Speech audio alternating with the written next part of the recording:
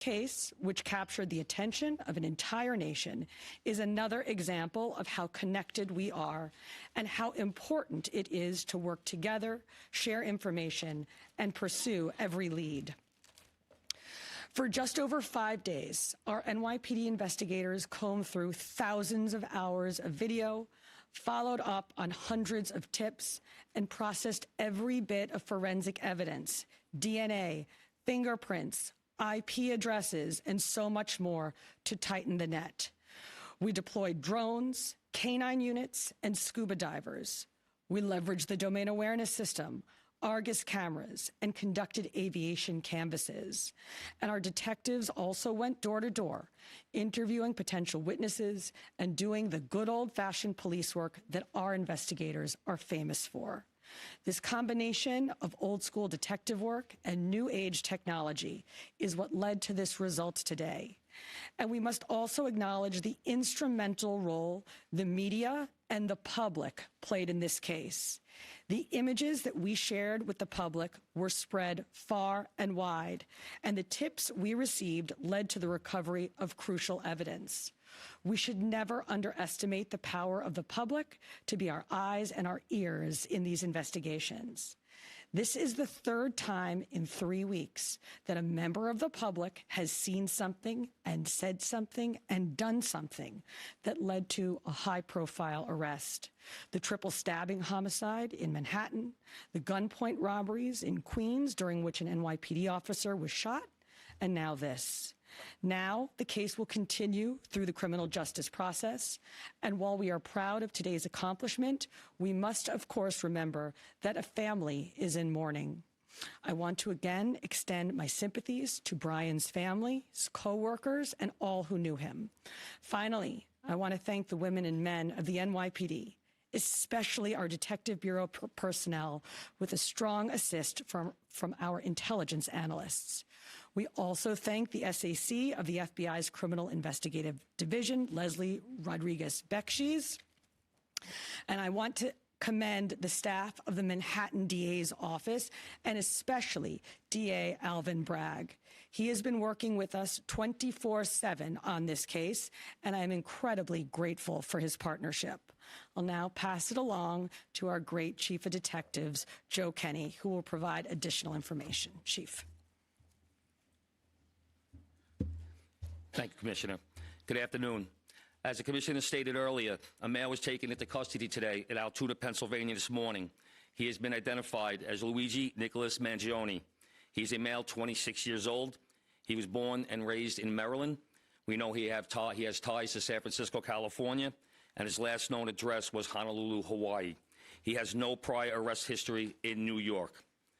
Members of the NYPD Detective Bureau are currently traveling to Pennsylvania with members of the Manhattan District Attorney's Office to interview this subject.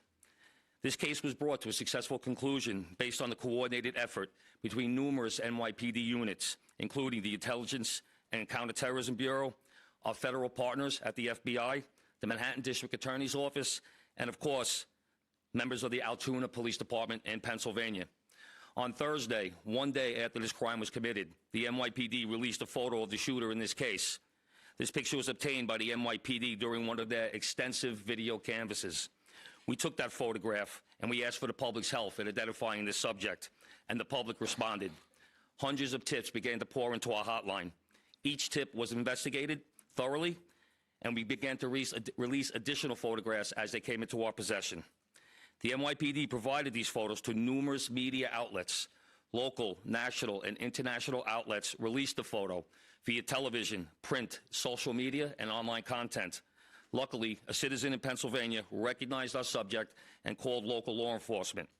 Members of the Altoona Police Department responded to the call, and based on their investigation, they notified the NYPD.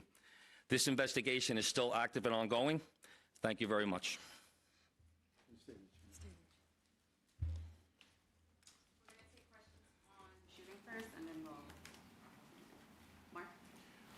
I had a couple questions about the document that he was found in possession with.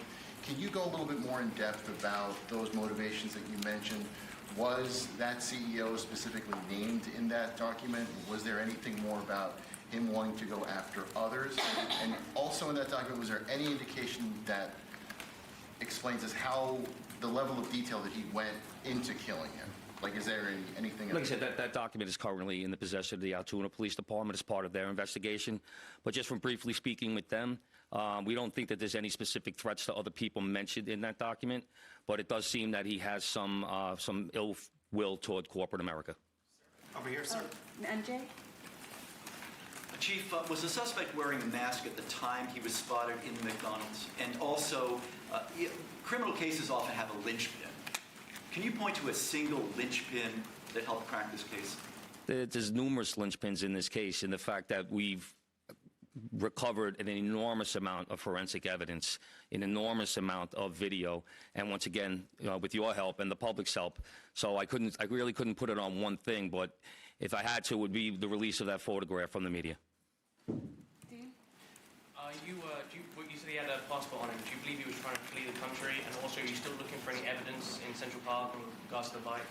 We had divers in the water yesterday. That came up negative results. The passport, we don't believe that he was planning on doing any traveling at this time. We don't think at this point in our investigation, we don't think he was trying to flee the country. The person at the McDonald's, were they buying food? What were they doing at that exact moment? He was an employee at the McDonald's. Right. But what was the suspect doing? He was sitting there eating. Will the suspect be brought back to New York and charged here, and when? We're going to have to work that out with the Manhattan District Attorney's Office in Altoona, Pennsylvania. He's going to be facing gun charges there, and at some point we'll work out through extradition to bring him back to New York to face charges here, working with the Manhattan District Attorney's Office. Hi, Anita from the New York Post. I was just hoping to get more details on the capture itself. Did he put up a fight? Did he say anything to cops? And we've also reported that he published online anti-health care industry rantings.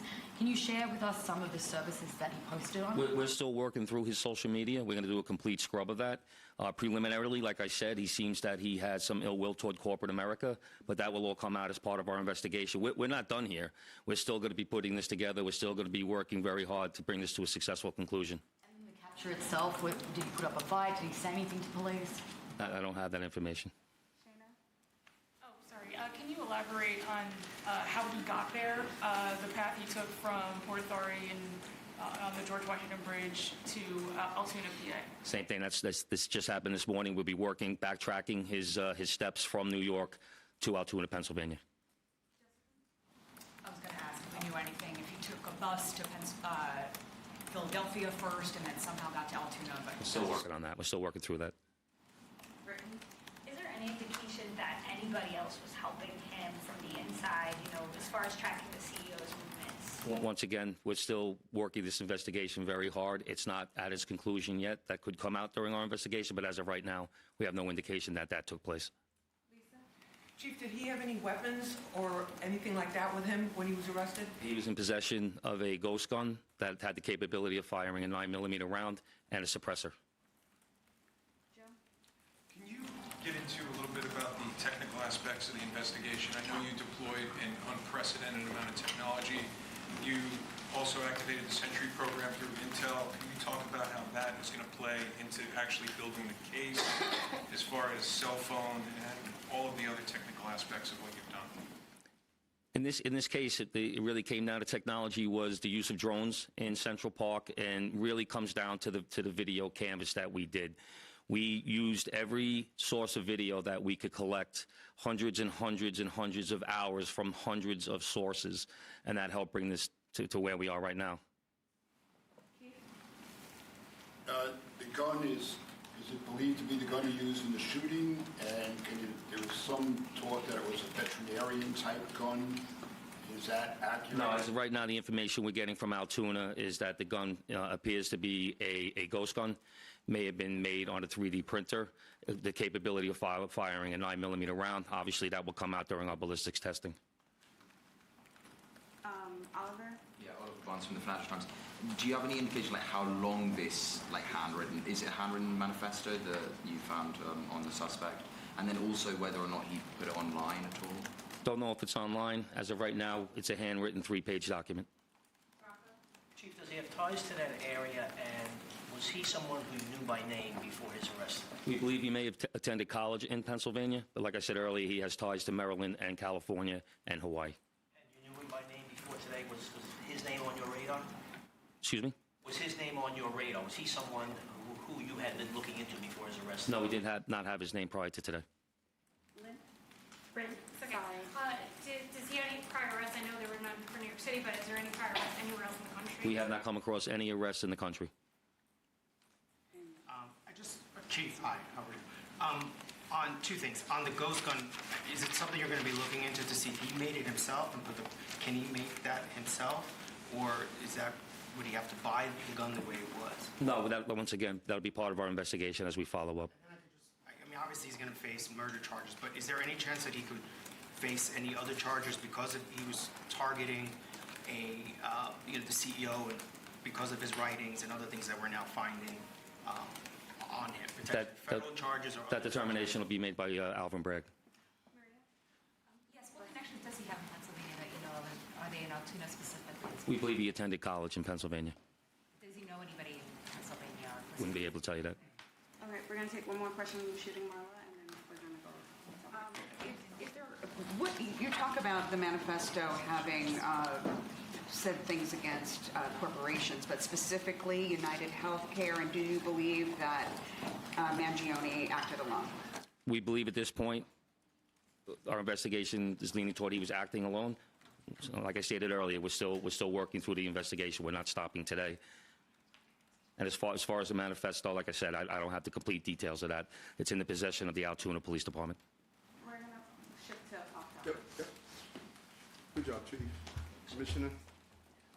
Chief Manager.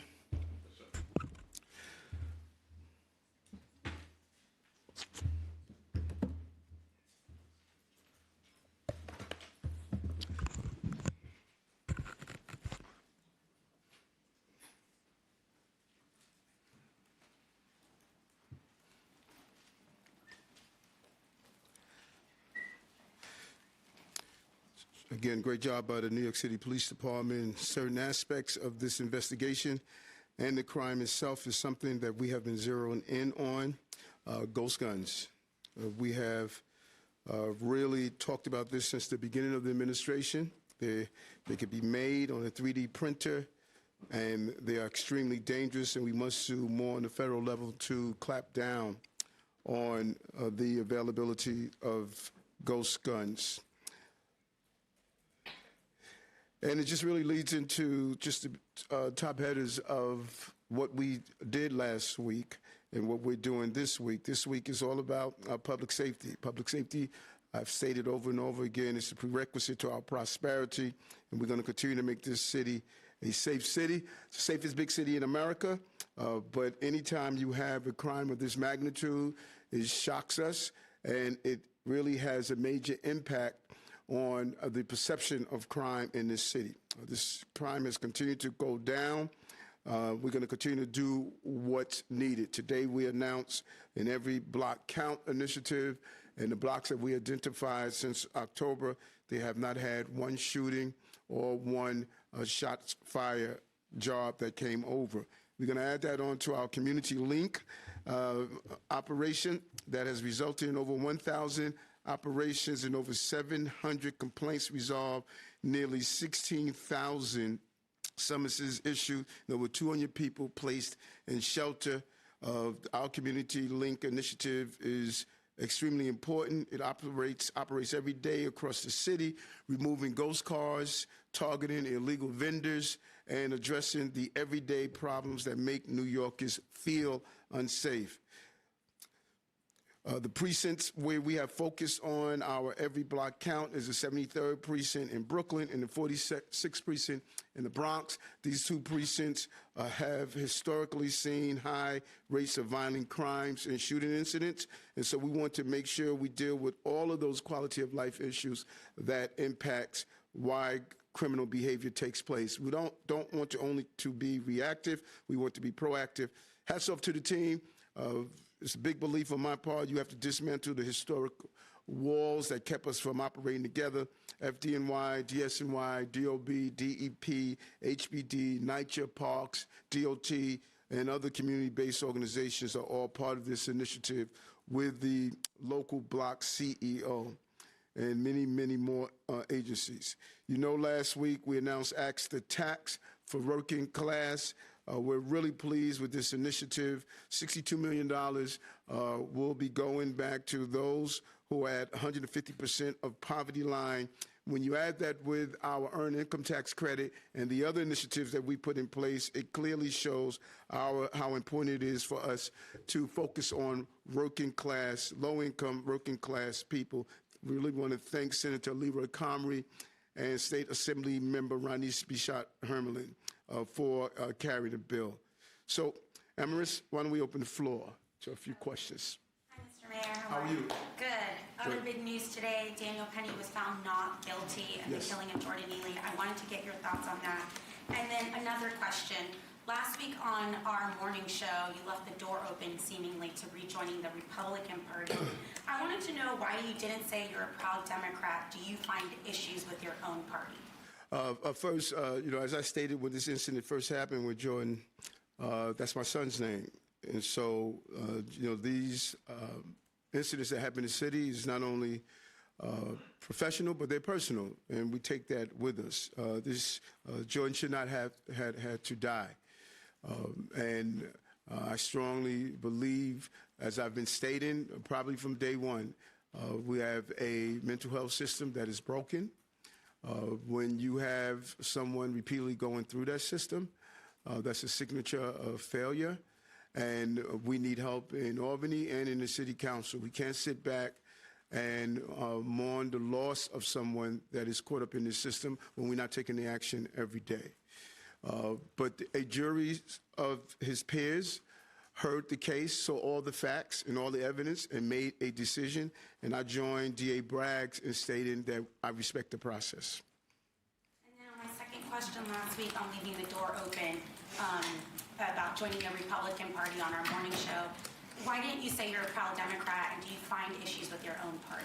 No, it's amazing how things take legs and create their own creative writing style. I never stated that I was not running as a Democrat. I ran as a Democrat as a senator, as a borough president, as a mayor, and I won. I'm running as a Democrat. I was on Channel 11, and they asked the same question. I said the same thing. I am true blue, but I'm also a true blue-collar mayor. And the American people in general, but specifically here in the city of New York, they're tired of this squabbling after campaigns are over. I don't think anything is more infuriating than while you are dealing with everyday crisis, people are having an intellectual conversation of parties. When I took office as a police officer and as an elected official, I pledged allegiance to the United States of America. That's what I said on your show. And how did I run wild?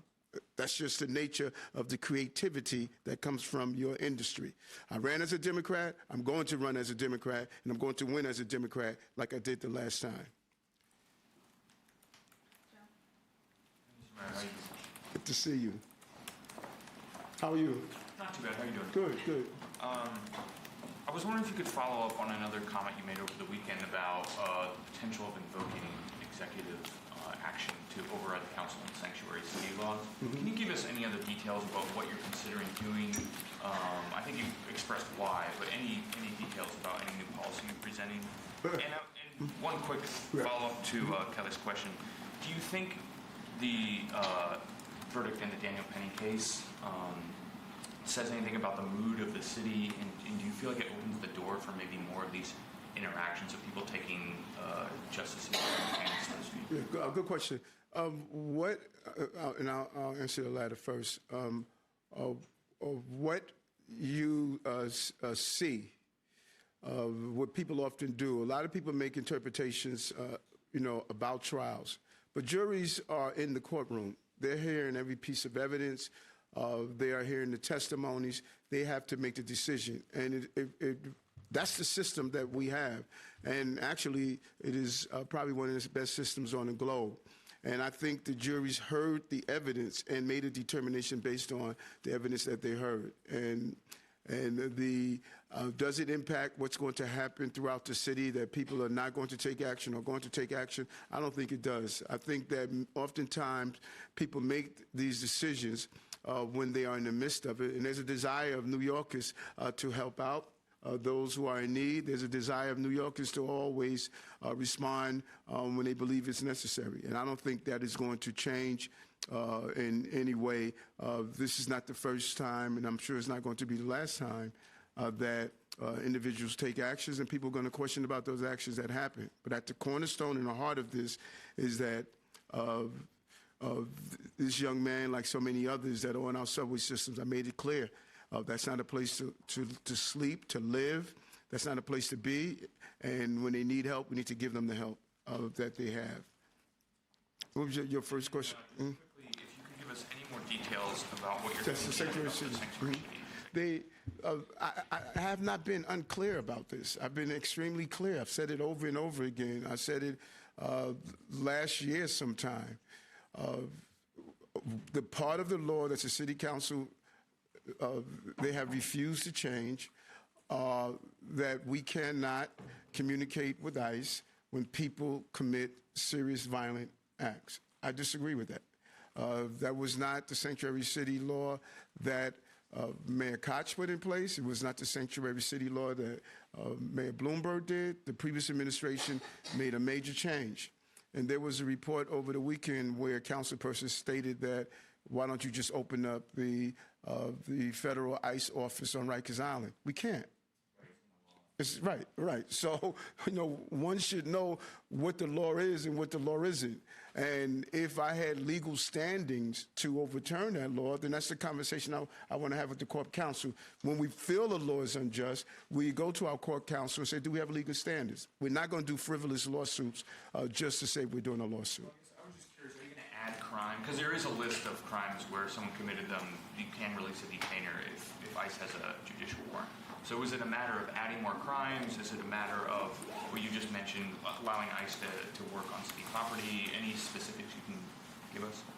My directions to the Corp Council was to give me my options on what I could do as the mayor and what EO I can actually put in place. They are looking through the options. They're extremely clear on my feelings about people who harm innocent New Yorkers and people who harm migrants and asylum seekers. I'm clear on that no one in this city should be the victim of a violent crime. And so they're looking at that, and once we make a determination, I can circle back. Mr. Mayor. Yes. How are you? How are you? Good, thank you. I just wanted to circle back onto the Daniel Penny verdict. Should the governor remove District Attorney Alvin Bragg after losing this case, which you previously signalled is a case that should not have been brought forward? And then I just wanted to follow up with, is the jury's decision a reflection that New Yorkers are sick of a soft-on-crime justice system? Sick of what? They're sick of a soft-on-crime justice system. No, she should not remove D.A. Braggs. The people voted for the district attorney. We have a process, and I am totally against using mechanisms to overstep the boundaries of the electeds. And so, no. And we've had great partnership with the district attorney and some of the things that we have done in the city, and we look forward to continue to do that. New Yorkers have always been tired of things that allow people who commit violent acts to be part of a revolving door system. I've talked about this over and over again, that we need to deal with those who are repeatedly dealing with carrying out violent acts and those who need help. 18 to 20% of those who are on Rikers Island have severe mental health issues. 51% have mental health issues.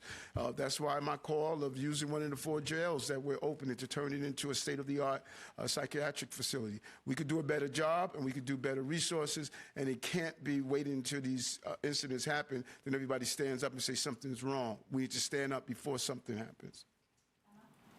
Hi, Mayor. How are you, Emily? Good. When you meet with Tom Homan this week, Yes. Are you planning to talk with him about migrants who are living in the shelter system? And do you plan to express anything to him about the threats of deportation, about your concerns about people who are here who are law-abiding? We're going to have a host of conversations, but at the root of my conversation is how do we secure our border. I want to share some of my strategies. We need a real decompression strategy. It's important to go after those who are committing serious crimes, particularly those dangerous gangs that have come from Venezuela, and now we're finding them on the streets of our country. And I'm interested to hear his ideas on how we're going to go about that. And I'm excited about the conversation. Thank you, Mr. Mayor. On the Janet Penny verdict, too, I understand you're saying you respect the process. I'm just wondering if you think this is the right verdict. You said last week that you wanted the jury to reach the right verdict. You also said last week that Mr. Penny did, quote, "what we should have done as a city" in his interaction with Jordan Neely. I'm just wondering if you can elaborate a little bit on what you meant by that on a totally different issue. There was a mayoral forum over the weekend specifically about housing where 3 candidates committed to, quote unquote, freezing the rent, more or less directing the rent guidelines board to not do an increase next year. Is that something you would support? And if not, why? And on these mayoral forums, you didn't show up to this one. Are you going to show up to any of these, or why do you keep skipping? Yeah, first, do I think it's the right verdict or the wrong verdict? The jury made their decision. I respect, like the DA, I respect the process. And that was the process. And what I was saying about we should have been standing up for those passengers. That's what we should have done for the city. And standing up for those passengers mean address the mental health crisis we have in the city, and not just wait until incidents like this happen. And determination of him that he stood up, rightfully or wrongfully, that came in front of a jury of his peers. What was your second question? The mayoral forum over the weekend. Yeah, we got many forums that are going to take place, and what I've learned when I was campaigning, a lot of people talk about the ideas of what they can do, what they want to do. One thing no one can say, I did it. All the things that I said, for the most part, that I was going to do, from dyslexia screening to reducing tax on low-income New Yorkers to bringing down crimes to high-speed broadband for NYCHA residents to investing in foster care children to do tax incentives for low-income New Yorkers to turn around the unemployment rate. I can give you the whole list. So what they're doing is wishful thinking. I put the team together to make it happen for housing conversion, and I'm happy to hear that they all have woke up and realized we have a housing crisis, and now they're coming up with visions. But it's starting from the fact we had the most comprehensive housing reform in the history of the city. That's what we got to remind everybody. And all those who are running that are elected already, the question should be, where have you been? So if you had all these visions before, don't wait until you decide to run for mayor. We're doing it. And so good luck to them. And I'm looking forward to some of the forums and some of the debates. I'm looking forward to them because I have something to run on, not just a dollar in a dream. But specifically freezing rent, is that something you would support for the RGP? Mr. Mayor, so this morning, the City Council and the Public Advocate filed a lawsuit over your suspension of the local law 42, I believe, solitary confinement bill. I'm just wondering what your reaction is to that, they're trying to prevent you from suspending that law. And it would be played out in courts. We just have a difference of opinion here. First of all, we don't have a sanctuary city. I mean, we don't have a solitary confinement, and I don't know why they keep saying that. We don't have a solitary confinement. And I'm not a hard guy to figure out. I made it clear over and over again. Public safety. And I don't go to Rikers Island just to, have a photo op. When I went on Thanksgiving Day, it was to talk to the correction officers and the inmates. It was to walk through and see, are we making progress? I've been on Rikers Island more than any mayor in the history of this city. And my job is to make sure correction officers are safe, the civilian employees are safe, and inmates are safe. 80% of those who are assaulted on Rikers Island are assaulted by other inmates. And I need to make sure that they're safe. And the way the law was written, it jeopardized their safety, and we took necessary steps after communicating with the Corporation Counsel, and the courts will make that decision. Yeah, Mayor Adams, with the CEO shooting, there was a constant stream of updates, surveillance images, Crime Stopper alerts, TV news spots, requests for information from the NYPD. But I wanted to ask you about the killing of a migrant teenager last week in the financial district. A group of men attacked him and another migrant after reportedly asking him whether he spoke English or not. What updates do you have in that case, and do you have images of the suspects in that case? And if so, why haven't those been publicized, as we saw in this other case? And has the same amount of police resources been spent on his death as the CEO's death?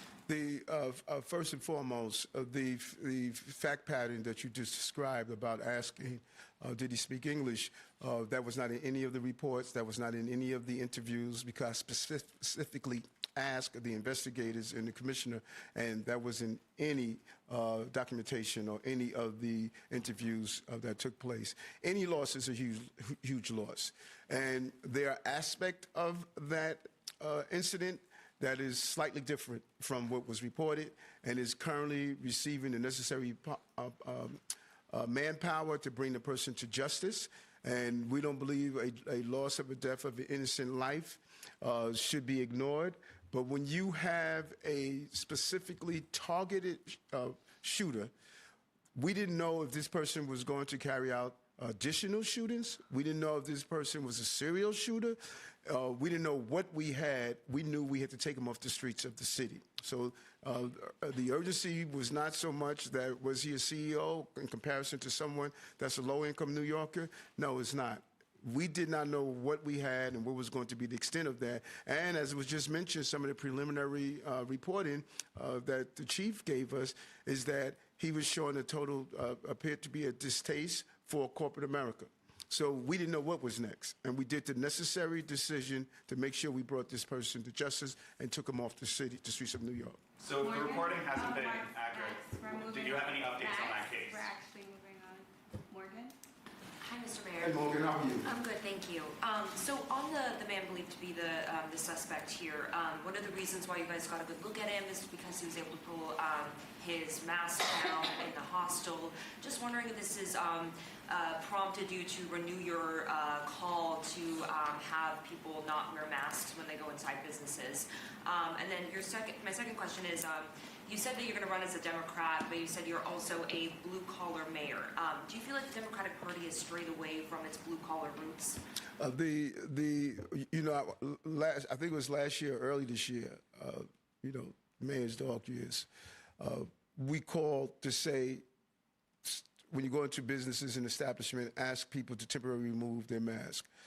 We can close these cases in hours when if everyone will cooperate and just say temporarily pull down your mask. You don't have to permanently take it off, but once you get that video, once you get that picture, then you are in a good place. And we're going to ask our Uber, Lyft, taxis, all of them to act the same.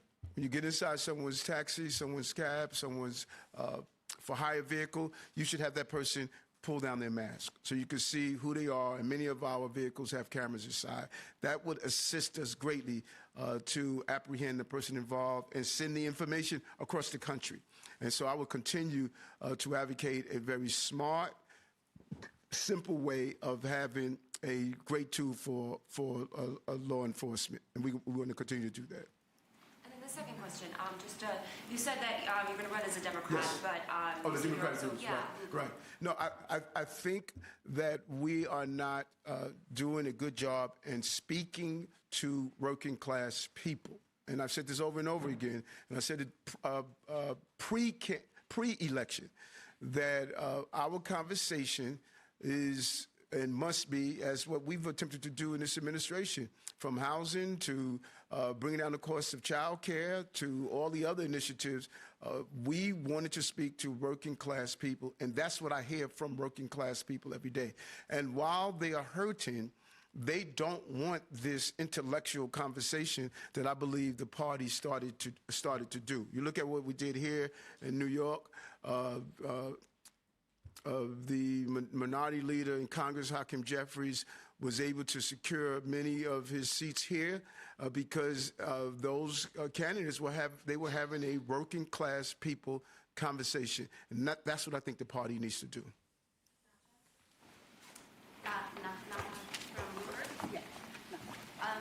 About the mask ban, Yes. I know that the governor has also been talking about pushing for a ban maybe in subways. You've talked about, would you go to some kind of legal ban or something that you present before city council? I think it's a combination from our preliminary review. It's a combination from the city council and a combination from the state. We had a ban in place, and it was removed after COVID. I think we need to re-examine having that put back in place. And I know the governor has voiced some interest in it, and I think that what we saw here, maybe this would give the wind in the sail to bring this home. One thing is clear that, thank God, this person didn't go out and harm other individuals. The longer he stayed on the streets, the more dangerous it could have been. Hi, Mr. Mayor. What's up, Liz? How are you? Good. Just wanted to clarify something. You talked about this last week, too. Yes. Would you prefer to see an undocumented person who's accused of a violent crime? Would you prefer to see that person serve out their sentence before being handed over to federal authorities? Or would you be willing to hand them over to federal authorities before that verdict and before the sentencing is announced? My desire is to give the member of the public who's the victim of that crime, they should serve their sentence. I want to hear what the borders are, what his ideas are, because justice is making sure that person serves his sentence. If that person commits a serious violent act and he's automatically cut loose, we can find that person back on our streets. And you can find that person, not every country will make sure that person serves out his time. If there's a way to have an agreement that they serve out their time in that country, I can live with that. But I think a family member who lost a loved one, who was viciously assaulted, who was harmed in serious ways, particularly our 7 major crimes, they should get some sort of justice. And many of our borders in other countries lax in ensuring that that person does not come back into our city. Nothing would be more horrific that a person commits a serious crime and that person is immediately released without serving that time, and that family is not receiving any justice, and they come back on our streets. That's why we have to secure our border. Thank